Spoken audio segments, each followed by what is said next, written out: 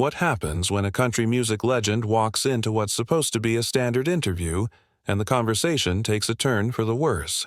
That's exactly what happened when Blake Shelton sat down with Anderson Cooper for a supposed routine chat. No one saw it coming. This wasn't your typical celebrity fluff interview. This one was raw, unfiltered, and ended with Blake walking off the set after barely an hour. What exactly went down to spark such a volatile response? Stick with us to find out, and don't forget to hit that subscribe button. Drop a comment and let us know what you think really happened here. The interview began like many others. Anderson Cooper greeted Blake Shelton, the country superstar, on the legendary 60 Minutes set. The conversation kicked off casually. Cooper asked about Blake's latest album, his upcoming tour dates, standard topics any artist would expect. Blake, ever the charming Southern gentleman, cracked jokes, keeping the mood light and breezy. But then the conversation took a sharp left turn. Anderson Cooper shifted gears, his tone suddenly more serious. "Blake, let's dive into something you recently discussed in another interview," Cooper said, eyes narrowing slightly. "You made a bold statement about the country music industry, that it's changing and that country isn't what it used to be. Can you expand on that?" Blake's smile didn't waver, but his posture shifted. He leaned back, his voice growing more deliberate. "Sure, Anderson. What I said was pretty clear. Country music has always been about real people, telling real stories. But lately, it's becoming something else. Something that feels more like pop with a twang." The atmosphere in the room started to shift. Cooper, always the interviewer, dug deeper. "But isn't that just evolution, Blake? Music is an art form. It's bound to change with the times, isn't it?" Blake let out a short laugh, his drawl becoming more pronounced. "Sure, music evolves, but there's a difference between evolution and selling out. When you lose your authenticity for the sake of trends, that's selling out. That's not growth." And that's when things started to get complicated. Cooper leaned forward, pressing his point. "Selling out is a strong accusation. Are you saying that other artists in the country genre are sellouts?" Blake's smile faded into a more serious expression. "Look, when every song feels like it was designed by a computer to get streams, yeah, something's gone wrong. It's not country anymore. It's a product." At this point, the room was noticeably tense. Cooper wasn't backing down. "Interesting point, Blake. Some critics, however, would argue that you're just as much part of the system you're criticizing. Your role on The Voice, your collaborations with pop artists, your mainstream appeal, doesn't that make you a part of the very machine you claim to despise?" Blake's jaw tightened. "That's not the same thing, Anderson. You're comparing apples to oranges. The Voice is a television show. It's entertainment. My music is something completely different." Cooper raised an eyebrow, clearly not convinced. "But isn't The Voice just another algorithm? A formula designed to create stars? Haven't you been a part of that for years?" Blake shifted in his seat, visibly agitated now. "You're twisting my words. The Voice gives real talent a chance. These artists have the freedom to make their own choices. If they want to chase trends, that's on them. But don't try to make me out to be a hypocrite." The tension was palpable as the two men stared each other down. Cooper, undeterred, probed further. "Blake, let me ask you this. Why does it seem like you're the only one with the moral high ground? Why does everyone else in the industry get labeled as fake or sellouts by you? What makes you different?" Blake took a moment before responding, his voice steady but with an edge. "What bothers me is that you, Anderson, and people like you, try to paint a picture of me as the bad guy. I came on this show for a real conversation about music. Instead, it's been an interrogation." Anderson, calm but unwavering, responded, "I'm not painting you as the villain. I'm asking you to explain the distinctions you're making. If you're criticizing the system, you have to recognize your place in it." Blake's eyes narrowed, his tone defensive. "I don't owe you or anyone else an explanation. I'm not pretending to be someone I'm not. You can try to twist my words all you want, but at least I'm being honest." Then, as expected, the conversation took yet another turn, this time toward politics. "Blake, you've been vocal about your political views over the years. Do you think that impacts how your music is perceived?" Cooper asked, ever the probing journalist. Blake scoffed. Here we go with politics again.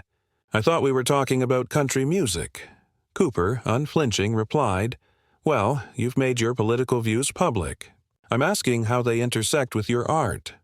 Art and politics have always been intertwined. Blake sighed heavily. My music is about life, the real stuff. Love, heartbreak, joy, pain. It's not about red or blue. That's what the world has turned into. Everything's about labels and division. Cooper pushed further. But haven't your political statements shaped how people view your art? You've supported candidates, voiced your opinions. It's not unreasonable to think your music reflects that. Blake's frustration was evident. I've shared my opinions just like everyone else does. But when I do it, I get crucified. You, Anderson, you get to have your opinions and it's called journalism. When I do it, it's called being political. Blake's face flushed as he leaned forward, his jaw tightening with frustration. Are you seriously questioning my authenticity because I've worked hard and become successful? Are you saying that success means I'm no longer real? His voice was thick with disbelief, and a touch of anger flickered in his eyes as he stared at Cooper. Anderson. Cooper, ever the composed journalist, didn't flinch. I'm not questioning your authenticity, Blake. What I'm asking is how you reconcile the world you've built for yourself, the mansions, the private jets, the exclusive events, with the image of the down-to-earth country artist you claim to represent. You've removed yourself from that world, and yet you still talk about staying connected to the real stories, the people, the struggles of everyday folks. Can you honestly say your lifestyle doesn't affect that connection? Blake's response was immediate, his voice rising with intensity. You don't get it, Anderson. You don't understand what it's like to work your ass off to get where I am. You don't know what it's like to come from nothing, to build everything you have from the ground up. You can't possibly understand how much that means, to never forget where you came from, even when you've made it big, to hold on to that piece of yourself despite all the glitz and glam. But apparently, in your world, that's not good enough. In your world, once you reach a certain level of success, you automatically become fake. He shook his head, almost in disbelief, as if he couldn't fathom the premise of Cooper's question. You're telling me that because I've worked hard to get to where I am, because I've achieved something that millions of people dream about, that somehow means I'm no longer connected to the music, to the fans, to the life I sing about in my songs? Is that what you think?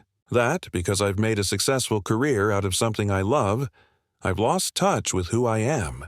Cooper paused, clearly thinking carefully about his next words.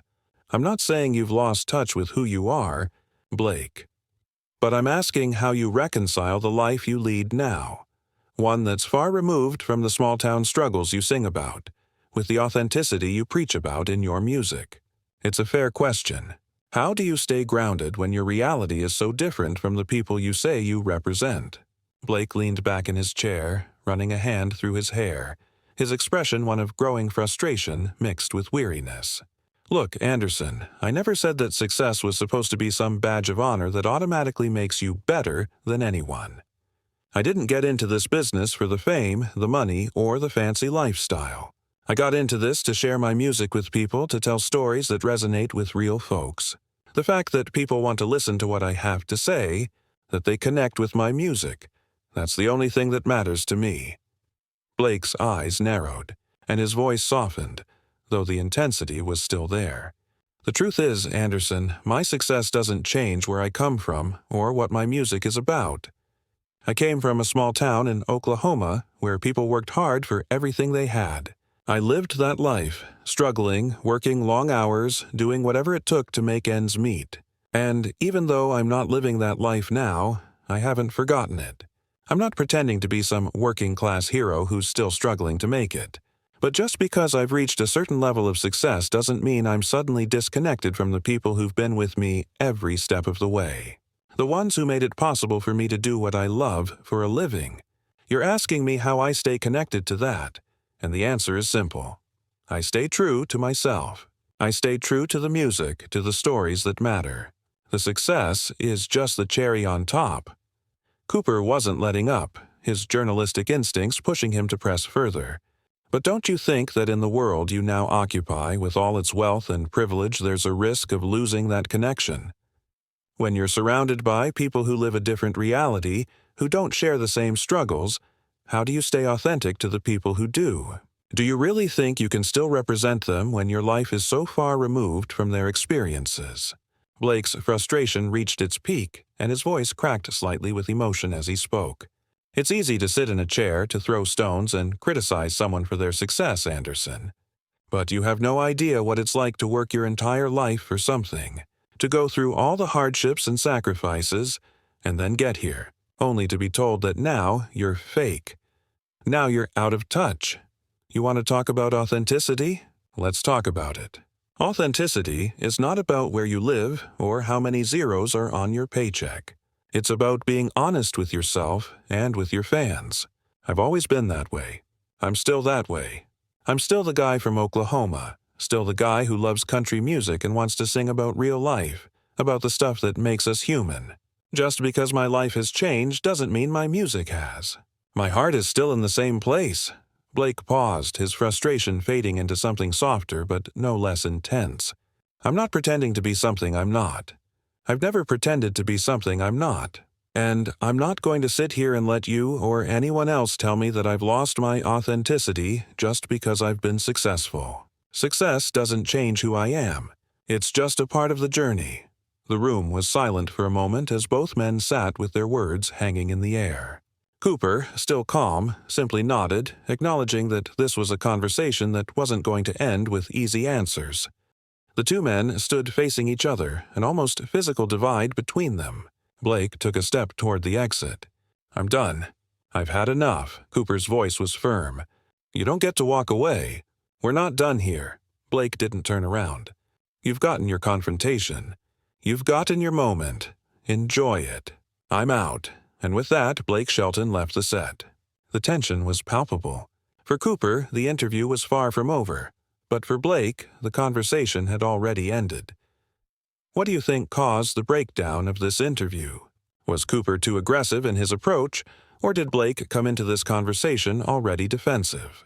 Drop your thoughts in the comments below, and don't forget to hit that subscribe button for more updates on this story.